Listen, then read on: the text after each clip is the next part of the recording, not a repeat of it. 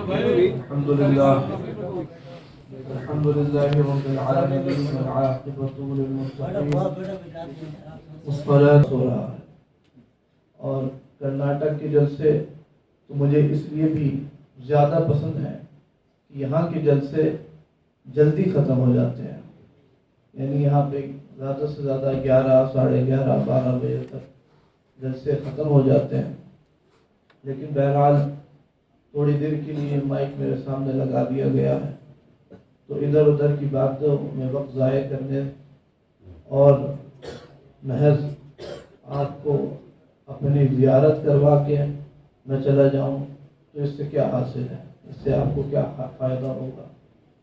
اگر میں کچھ دین کی باتیں کروں اور دین کا پیغام آپ کو پہنچاؤں، اللہ و رسول کی باتیں کروں تو اس سے آپ کو بھی فائدہ ہوگا اور مجھے بھی ثواب ملے گا. سبحان اللہ. دین کی خدمت کرنے کا ثواب ملے گا، دین کی باتیں کرنے کا ثواب ملے گا خلوص کے ساتھ.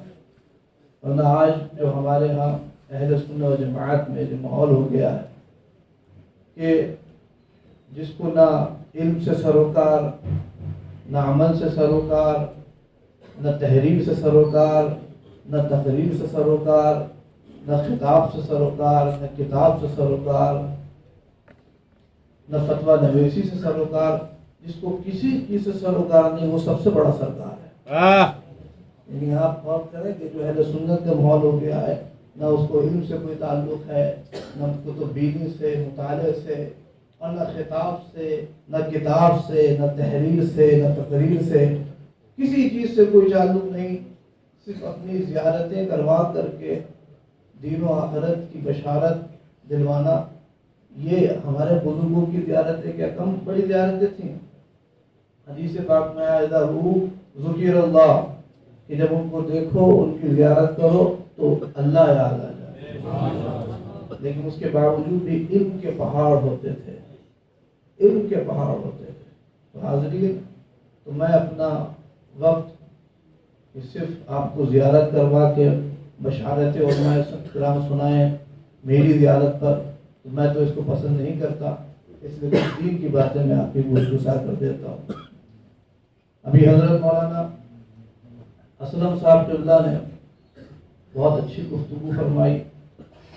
تعلیم کی اہمیت، اصلاح معاشرہ اور قومی ملی مسائل پر انہوں نے روشنی ڈالی اور فتنوں کے دور کی طرف اشارہ کیا کہ آج جس دور اور جس زمانے میں ہم اور آپ جی رہے ہیں، یہ دور فتنوں کا دور ہے، یہ قرب قیامت کا زمانہ ہے. ایک شعر مجھے یاد آتا ہے، پروفیسر نظر صاحب نے سرکار اعلیٰ حضرت کی شان میں بڑی خوبصورت منقبت کہی تھی، بڑی مقبول و مشہور و معروف ہوئی. اس کا مقطع ہے کہ اس دور پر فتن میں نظر خوش عقیدگی، سرکار کا کرم ہے اور وسیلہ ہے. حاضرین محترم، آج جس زمانے میں اور جس دور میں ہم اور آپ جی رہے ہیں، اس میں کوئی شبہ نہیں کہ یہ دور فتنوں کا دور اور یہ زمانہ قرب قیامت کا زمانہ ہے. یعنی ہم سے پہلے کے زمانے کے جو لوگ اپنے زمانوں کو، اپنے دور کو قرب قیامت کا زمانہ کہتے تھے، وہ اپنے حساب سے، اپنے عقل و فہم کے مطابق کہتے ہوں گے. لیکن آج کے زمانے کو، ہمارے زمانے کو جو قرب قیامت کا زمانہ کہا جا رہا ہے، وہ حدیثوں میں قیامت کی نشانیوں کا اس زمانے میں صادق آنے کی وجہ سے کہا جا رہا ہے. قیامت کب قائم ہوگی، قیامت کب آئے گی، یہ تو کسی کو نہیں معلوم. لیکن قرآن و حدیث میں اس کی بہت سی حدیثوں میں بہت سی اس کی علامتیں اور نشانیاں ضرور بیان کی گئی. ان نشانیوں میں اور ان علامتوں میں کچھ بڑی نشانیاں ہیں اور کچھ چھوٹی نشانیاں ہیں. جو بڑی نشانیاں ہیں انہیں اشراط کبریٰ کہا جاتا ہے، اور جو چھوٹی نشانیاں ہیں انہیں اشراط صغریٰ کہا جاتا ہے. اور اشراط کبریٰ کیا ہے؟ یہ تو بالکل قیامت کے قریبی زمانے میں رونما ہوں گی، اور ان میں سے کوئی ایک بھی علامت اگر پالی گئی تو پھر یکے بعد دیگرے ساری علامتیں رونما ہو جائے گی، اور پھر اس میں اور قیامت میں بس تھوڑا سا ہی وقت رہ جائے گا۔ کیا ہے؟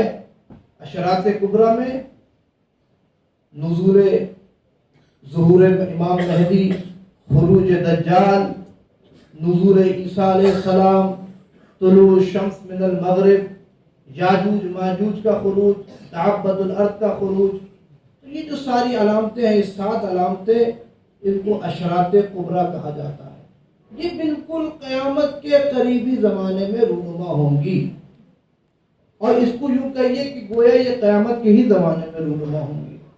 لیکن ان سے پہلے، ان علامتوں سے پہلے دنیا میں کچھ چھوٹی علامتوں کا بھی ظہور ہوگا۔ حضور علیہ السلام نے فرمایا کہ قیامت اس وقت تک قائم نہ ہوگی جب تک کہ تم ایسی ایسی چیزوں کا مشاہدہ نہ کر لو۔ فرمایا لا تقوم الساعة حتى تروا امورا عظاما لم تكونوا ترونها من قبل ولا تحدثون بها انفسكم۔ فرمایا قیامت اس وقت تک قائم نہ ہوگی جب تک کہ تم عجیب عجیب چیزوں کا مشاہدہ نہ کر لو جو تم نے اس سے پہلے نہ کبھی دیکھی ہوں گی اور نہ کبھی ان کے بارے میں کوئی چرچا ہی ہوا ہوگا، نہ کبھی سنا ہوگا۔ حاضرین محترم، آج جیسے کہ حضرت مفتی صاحب بیان کر رہے تھے کہ یہ زمانہ سائنس اور ٹیکنالوجی کا زمانہ ہے۔ یہ مائک میرے سامنے لگا ہے، یہ اس کو سائنس نے ایجاد کیا ہے، بلکہ یوں کہیے کہ اس کو مسلمانوں نے نہیں بلکہ غیر مسلم قوموں نے ایجاد کیا، بلکہ الہادی، مادی اور کفری نظریے نے اسے ایجاد کیا ہے۔ یہ آج ہمارے ہاتھوں میں گھڑیاں ہیں، جیبوں میں موبائل فون ہیں، یہ گاڑیاں ہیں، یہ کاریں ہیں، اور تلواروں کی جگہ دور مار اسلحوں نے لے لیے، بندوقیں ایجاد ہو گئی، بموں کا، نیوکلیئر بمز، ایٹامک بمز کا وجود ہو گیا۔ ظاہر سی بات ہے حاضرین محترم، یہ ساری چیزیں حضور علیہ السلام کے زمانے میں تو نہ تھی، اور حضور علیہ السلام کے زمانے میں تو کیا 14ویں، 15ویں اور 16ویں صدی تک ان کا کوئی دنیا میں موجود نہ تھا۔ لیکن آج حاضرین محترم، گھوڑے، کھچر، اونٹ کی جگہ موٹر سائیکل، کار نے لے لی ہے، اور تلواروں کی جگہ دور مار اسلحے اور بندوقوں نے لے لی۔ حاضرین محترم، یہ ساری کی ساری باتیں غیب داں نبی نے بہت پہلے ہی ارشاد فرما دی تھی، اور فرما دیا تھا کہ زمانہ قرب قیامت میں دنیا میں ایسا ایسا کچھ رونما ہوگا۔ حاضرین محترم، ہمارا عقیدہ ہے کہ ہمارے نبی غیب داں، یعنی جو کچھ ہوا اور جو ہوگا وہ سب حضور نبی کریم علیہ الصلوۃ والتسلیم جانتے تھے۔ حضور علیہ السلام عالم ما کان و ما یکون تھے۔ اللہ تبارک و تعالیٰ نے قرآن پاک میں ارشاد فرمایا عالم الغیب فلا یظہر علی غیبہ احدا الا من ارتضی من رسول، کہ غیب کا جانکار وہ اپنے غیب پر کسی کو مسلط نہیں فرماتا مگر اپنے پسندیدہ رسولوں کو، وہ اپنے پسندیدہ رسولوں کو غیب کا علم عطا فرماتا ہے۔ صحابہ کرام کا بھی یہی عقیدہ تھا کہ حضور علیہ السلام جو کچھ بھی ہوا اور جو ہوگا سب حضور علیہ السلام جانتے تھے۔ صحابہ کرام سے متفق علیہ حدیث پاک ہے کہ بہت سے صحابہ کرام سے مروی ہے، اور امام بخاری نے بھی اسے اپنے صحیح میں روایت کیا کہ حضور علیہ السلام، صحابہ فرماتے ہیں کہ حضور علیہ السلام نے ہمیں ابتدائے دنیا سے انتہائے دنیا تک ہر چیز کی خبر عطا فرما دی تھی، ہر بات کی خبر دیتی تھی، یہاں تک کہ جنتیوں کے جنت میں داخل ہونے اور دوزخیوں کے دوزخ میں داخل ہونے تک کی خبر ہمیں دیتی تھی، اور فرمایا کہ فَأَعْلَمُنَا أَحْفَظُنَا، تو ہم میں سب سے زیادہ جانکار اور سب سے بڑا عالم وہ ہے جس کا حافظہ زیادہ مضبوط تھا، جس نے یاد زیادہ اچھے سے کر لیا۔ تو حاضرین محترم، حضور علیہ السلام غیب داں نبی، یعنی ہمارا عقیدہ کہ حضور علیہ السلام جو کچھ ہوا اور جو ہوگا سب حضور جانتے ہیں، مگر یہ وہابی کا عقیدہ تھا کہ حضور علیہ السلام کو پیٹ پیچھے کا بھی علم نہیں۔ حاضرین محترم، اور آج دور جدید نے، اس سائنس اور ٹیکنالوجی کے زمانے نے، اس نے وہابیت کی تکذیب کی ہے اور مسلک اعلیٰ حضرت کی تائید و تصدیق کی ہے، یعنی مسلک اعلیٰ حضرت کی ہمارا کیا عقیدہ کہ حضور علیہ السلام غیب داں نبی، حضور کو غیب کا علم اور یہ جو ساری ٹیکنالوجیز اور جو سائنسی ایجادات اور اختراعات جن کے بارے میں حضور علیہ السلام نے واضح طور پر اپنے زمانے میں ارشاد فرما دیا کہ زمانے میں ایسا ایسا کچھ ہوگا، اس کے بارے میں کچھ اشارہ میں آپ کو حدیثوں سے کروں گا حاضرین محترم۔ مگر وہابی کیا کہتا؟ وہابی کہتا کہ غیب کا علم سوا اللہ کی کسی کو نہیں ہے۔ وہ کہتا اللہ قرآن پاک میں تو ہے کہ اللہ فرماتا ہے عندہ مفاتیح الغیب، کہ غیب کی کنجیاں صرف اللہ کے پاس ہیں اور کسی کے پاس نہیں۔ لہو مقالید السماوات والارض، کہ زمین و آسمان کی کنجیاں صرف اسی کی ہیں، یعنی زمین و آسمان کی کنجیاں صرف اللہ کے پاس ہیں اور کسی کے پاس نہیں۔ حاضرین محترم، مفاتیح کہتے ہیں غیب کی کنجیوں کو، اور مقالید کہتے ہیں ظاہر کی کنجیوں کو، شہادت کی کنجیوں کو، زمین و آسمان کی کنجیوں کو، اور مفاتیح کہتے ہیں باطن کی کنجیوں کو، غیب کی کنجیوں کو۔ اعلیٰ حضرت فرماتے ہیں کہ ارے مفاتیح کا پہلا حرف تو دیکھو کہ کیا ہے، کہا کہ میم ہے، اور آخری حرف کیا ہے، کہا ہاں ہے، اور مقالید کا پہلا حرف کیا ہے، کہا میم ہے، اور آخری حرف کیا ہے، کہا دال ہے۔ کہا ان سارے حروف کو ملا لو، یعنی میم ہاں میم دال، ان سارے حروف کو ملا دے تو بنے گا محمد، یعنی اشارہ اس جانب ہے کہ زمین و آسمان کی کنجیاں اور غیب کی کنجیاں اور ظاہر کی کنجیاں اور باطن کی کنجیاں سب اللہ تبارک و تعالیٰ نے اپنے محبوب محمد مصطفیٰ کو عطا فرما دیا۔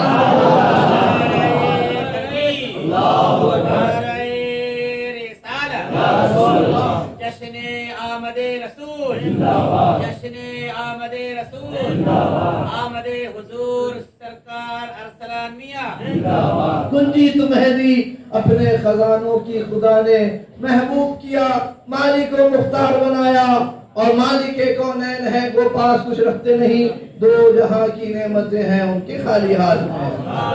حاضرین محترم، تو میں نے عرض کیا کہ اس دور جدید نے اور اس سائنس اور ٹیکنالوجی کے زمانے نے اس نے وہابی مذہب کی تکذیب کی ہے، کیونکہ وہابی کا عقیدہ تھا کہ حضور علیہ السلام کو پیٹھ پیچھے کبھی نہیں، اور اعلیٰ حضرت کا عقیدہ تھا کہ ہمارے نبی اللہ کی عطا سے غیب داں ہیں، جو کچھ دنیا میں ہوا اور جو ہوگا سب حضور علیہ السلام جانتے ہیں۔ سرکار اعلیٰ حضرت کا عقیدہ تھا کہ زمین کا ذرہ ذرہ حضور علیہ السلام کی نگاہ میں ہے۔ کروں عرض کیا تجھ سے اے عالم السر کہ میری حالت دل تجھ پہ کھلی ہے۔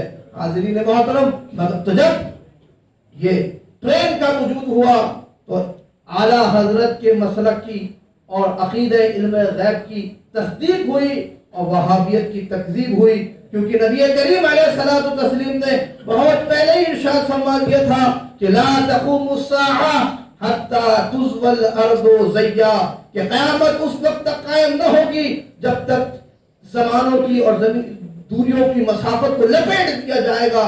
حاضرین محترم، آج آپ دیکھیں یہ مسافتیں کوئی دوری رہ گئی ہے، آج گھنٹوں کا مہینوں کا کام گھنٹوں میں بلکہ منٹوں میں ادا ہو رہا ہے۔ جب ہوائی جہاز کا وجود ہوا تو علم غیب مصطفیٰ کے عقیدے کی تصدیق ہوئی اور مسلک اعلیٰ حضرت کی تصدیق ہوئی اور وہابیت کی تکذیب ہوئی، کیونکہ حضور نبی کریم علیہ الصلوۃ والتسلیم نے بہت پہلے ہی فرما دیا تھا کہ زمانے قرب قیامت میں لوگ آسمانوں پر سفر کریں گے، جس طرح بادل سفر کرتا ہے اسی طرح آسمانوں میں لوگ سفر کیا کریں گے۔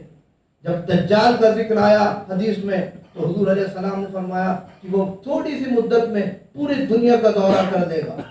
صحابہ نے عرض کیا، ان کو تشویش ہوئی کہ آج ہم یہ 92 کلومیٹر 93 کلومیٹر کا سفر 3 دن اور 3 رات میں طے کرتے ہیں، وہ ایسا دجال کیسی رفتار سے سفر کرے گا کہ تھوڑی سی مدت میں پوری دنیا کا سفر کر دے گا؟ تو حضور سے عرض کیا یا رسول اللہ کہ اس کی رفتار کیا ہوگی، وہ کس رفتار سے سفر کرے گا؟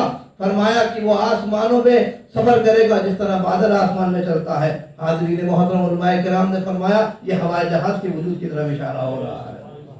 آپ اور فرمائیں یہ کار، یہ موٹر سائیکل اور یہ جو بڑی بڑی گاڑیاں ہیں ان کے وجود میں آنے کی طرف بھی حضور نبی کریم علیہ الصلوۃ والتسلیم نے بہت واضح انداز میں اشارہ فرما دیا تھا۔ جب کار کا وجود ہوا تب بھی مسلک اعلیٰ حضرت کی تصدیق ہوئی، علم غیب مصطفیٰ کے عقیدے کی تصدیق ہوئی، کیونکہ حضور علیہ السلام نے فرما دیا تھا لا تقوم الساعہ، لا تقوم الساعہ، قیامت اس وقت تک قائم نہ ہوگی جب تک کہ لوگ کجاوے کے مثل کسی سواری پر سوار ہو کر کے وہ مسجد آیا کریں گے اور ان کی گاڑیاں مسجد کے دروازے پر اترا کریں گی. آپ غور فرمائیں, یعنی حضور علیہ السلام کے زمانے میں جو اونٹ پر کجاوے ہوتے تھے اس پر بیٹھ کے کون مسجد جایا کرتا تھا؟ اور فرمایا کہ اشباح الرجال یرکبون علی السروج کاشباح الرحال, فرمایا کہ ایسی سواری پر سوار ہوں گے جو کجاوے کے مثل ہوگی, کجاوا نہ ہوگا. اور فرمایا کہ ان سواریوں پر سوار ہو کر کے وہ مسجد آیا کریں گے, وَيَنزِلُونَ عَلَىٰ أَبْوَابِ الْمَسْجِدِ, اور مسجد کے دروازے پر اترا کریں گے. حاضرین محترم, آپ دیکھیں آج بڑے بڑے شہروں میں لوگ اپنی گاڑیوں سے سوار ہو کر کے مسجد نہیں آتے ہیں اور ان کی گاڑی مسجدوں کے دروازے پر رکتی ہے. اور فرمایا حضور علیہ السلام نے کہ نساؤہم کاسیات عاریات, کہ ان کی عورتیں کپڑے پہن کر کے بھی عریاں اور ننگی ہوں گی. آپ بتائیے یہ ساری باتیں آج ہمارے زمانے میں رونما نہیں ہو رہی ہیں؟ کیا اس کی وضاحت کرنے کی کوئی اور ضرورت باقی رہ جاتی ہے؟ حاضرین محترم, کیا پتہ چلا کہ حضور علیہ السلام کی نگاہ میں زمین کا ذرہ ذرہ تھا. حضور کو معلوم تھا کہ کل قیامت کے قریبی زمانے میں کیا کچھ ہونے والا ہے. حاضرین محترم, میں کہتا ہوں کہ اے سنی مسلمانوں, اپنے نبی کے علم پر قربان جاؤ, علم غیب مصطفیٰ کا قربان جاؤ, اور اس کے ساتھ ساتھ غلام مصطفیٰ عبد المصطفیٰ احمد رضا پر بھی قربان جاؤ. اپنے رضا پہ قربان جاؤ جس نے سکھایا نام محمد, اپنے رضا پہ قربان جاؤ جس نے سکھایا علم محمد. حاضرین محترم, سرکار اعلیٰ حضرت نے ہمیں یہ عقیدہ دیا. آپ غور فرمائیں حاضرین, کون سی ایسی چیز ہے آج اس زمانے میں جو پائی جاتی ہے جس کے بارے میں حضور علیہ السلام نے خبر نہ دی؟ آپ غور کریں, یعنی یہ ٹیلیسکوپ جس سے لوگ آسمان ستاروں کو یہیں سے دیکھ لیتے ہیں, یہ آرٹیفیشل رینز جو نقلی بارشیں ہو رہی ہیں, ان کے بارے میں بھی حضور علیہ السلام نے ارشاد فرما دیا تھا. اور یہ بینکنگ سسٹم, بڑی بڑی اونچی اونچی بلڈنگیں, خوبصورت خوبصورت روڈز, یہ سب حضور علیہ السلام کے زمانے میں نہیں تھا. یہ تو ماڈرن ایرا میں اس کا وجود ہوا. جو ریکارڈڈ ہسٹری ہے اس کو علوم جدیدہ نے 3 حصوں میں تقسیم کیا ہے. ایک اینشینٹ پیریڈ, اور ایک میڈیول پیریڈ, اور تیسرا ہوتا ہے جس میں آج ہم اور آپ جی رہے ہیں, وہ ہے ماڈرن پیریڈ. اینشینٹ پیریڈ وہ 500 عیسوی تک, یعنی 6 صدی عیسوی تک, اور 6 صدی عیسوی سے لے کر کے 16ویں صدی عیسوی تک یہ میڈیول پیریڈ ہے. اور حضور علیہ السلام کی ولادت بھی اسی زمانے میں ہوئی, اسی دور میں ہوئی, 571 عیسوی میں. اور یہ جو میڈیول پیریڈ ہے یہ مسلمانوں کے, یہ ان کے غلبہ اور ترقی اور عروج کا زمانہ تھا. حضور علیہ السلام کی ایک حدیث سے بھی اس کی تائید ہوتی ہے. حضور علیہ السلام نے فرمایا کہ میری امت کی مدت 1000 سال ہے. اس کا کیا مطلب ہوا؟ ہم تو 1000 سال سے زیادہ, ہم تو 1000 سال کو کراس کر گئے, ہم تو 16ویں صدی 15ویں صدی میں ہیں, تو کیا معاذ اللہ حضور کی امت نہیں؟ اس سے علماء کرام نے بیان فرمایا کہ اس سے امت کے عروج کی اور امت کی ترقی اور کامیابی کی مدت مراد ہے. حاضرین محترم, اور پھر آپ دیکھیں کہ پھر جب ماڈرن ایرا کا آغاز ہوا 16ویں صدی سے, جو آج ہم اور آپ جی رہے ہیں ماڈرن ایرا, یہ ساری تبدیلیاں دنیا میں اسی زمانے میں رونما ہوئی ہیں. اور حضور علیہ السلام نے اسی زمانے میں ان تمام چیزوں کی دنیا میں وجود میں آنے کی طرف اشارہ فرما دیا تھا. آپ غور فرمائیں, یہ انٹرنیٹ, یہ موبائل فون, جانوروں سے باتیں کرنا, آپ دیکھیں حضور علیہ السلام نے فرمایا لا تقوم الساعہ حتی یکلم الناس الصبح. فرمایا کہ قیامت اس وقت تک قائم نہ ہوگی جب تک کہ لوگ جانوروں سے باتیں نہیں کرنے لگیں گے. اور فرمایا وَتُخْبِرُ فَخَذُهُ بِمَا أَحْدَثَ أَهْلُهُ مِنْ بَعْدِهِ, کہ اس کی ران بتائے گی کہ اس کے غائبانہ میں اس کے گھر میں کیا کچھ ہوا ہے. یعنی علماء کرام نے اس سے موبائل کے وجود میں آنے کی طرف اشارہ سمجھا, کیونکہ آج بہت سے لوگ وہ جینس پینٹ پہنتے ہیں, اور جینس پینٹ میں جیب جو ہوتی ہے وہ ران کی طرف ہوتی ہے, اور اس ران میں وہ موبائل فون رکھتے ہیں. تو کہا جا رہا ہے کہ وہ ران, یعنی وہ جو ران کی جگہ پہ موبائل ہوگا, وہ بتائے گا کہ اس کے گھر میں کیا کچھ ہو رہا ہے. آپ دیکھیں آج موبائل فون دنیا بھر کی خبر نہیں دے دیتا ہے، اور ایک جگہ آیا کہ فیتے کے تسمے کی برابر چیز بتائے گی کہ گھر میں اس کے کیا کچھ ہوا. یعنی یہ مائکرو، یہ ایک کیمرے کی طرف اشارہ ہے. آج چھوٹا سا کیمرہ انسان کو ہر بات کی خبر دے دیتا ہے. حاضرین محترم، کیا 1400 سال 1500 سال پہلے کوئی شخص اس بات کا تصور کر سکتا تھا کہ دنیا میں یہ تمام چیزیں، یہ تمام تبدیلیاں اور تغیر رونما ہو جائے گا؟ کوئی تصور ہی نہیں کر سکتا تھا. یہ چیزیں تو سحر سے بھی بڑھ کر تھی اس زمانے کی. کیا کوئی اس بات کا تصور کر سکتا تھا اس زمانے میں کہ یہ اتنا لمبا چوڑا پہاڑ، اس کو اس کی جگہ سے ہٹا دیا جائے گا، اس کو ڈیمولش کر کے، اس کو توڑ پھوڑ کر کے اس میں راستے نکالے جائیں گے اور ٹنلز بنائے جائیں گے؟ حضور علیہ السلام نے اسی زمانے میں ارشاد فرما دیا تھا، لا تقوم الساعہ حتی تزول الجبال عن اماکنہا، کہ قیامت اس وقت تک قائم نہ ہوگی جب تک کہ ان بڑے بڑے پہاڑوں کو ان کی جگہوں سے نہیں ہٹا دیا جائے گا. آپ غور فرمائیں، کوئی آدمی اس بات کا تصور نہیں کر سکتا تھا. یہ غیب دان نبی کی غیب دانی ہے، اور نبی کریم علیہ الصلوۃ والتسلیم کے سامنے یہ پوری دنیا ان کی حضور علیہ السلام کے سامنے تھی. یہ اس بات پر دلیل ہے. حضور علیہ السلام نے فرمایا یہ آج مسجدوں کو شہید کر کے روڈ بنایا جائے گا. لا تقوم الساعہ حتی تتخذ المساجد طرقا، کہ مسجدوں کو شہید کر کے ان کو راستے بنائے جائیں گے. فلا یسجد اللہ فیہ، پھر اس میں اللہ کی لیے سجدہ نہیں کیا جائے گا. فلا یسجد للہ فیہ. آپ دیکھیں کیا اس بات کو مزید وضاحت کرنے کی ضرورت ہے کہ معاذ اللہ مساجدوں کو شہید کیا جا رہا ہے، اور وہ بھی روڈ بنانے کے لیے ہی شہید کیا جا رہا ہے. نعوذ باللہ من ذلک. یہ آپ دیکھیں یہ پیٹرول، یہ ڈیزل جس سے مسلمانوں ہم سب کی گاڑیاں چلتی ہیں، اس کو بھی، اس کے بھی وجود میں آنے کی طرف حضور علیہ السلام نے اشارہ فرمایا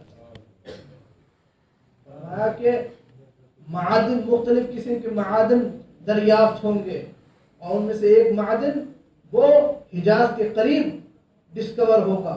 اور یہ بھی فرما دیا تھا کہ کب ہوگا، کہاں ہوگا، اور فرمایا تھا کہ برے لوگ اس پر قابض ہوں گے. یأتیہ من اشرار الناس، کہ اس پر برے لوگ قبضہ کر دیں.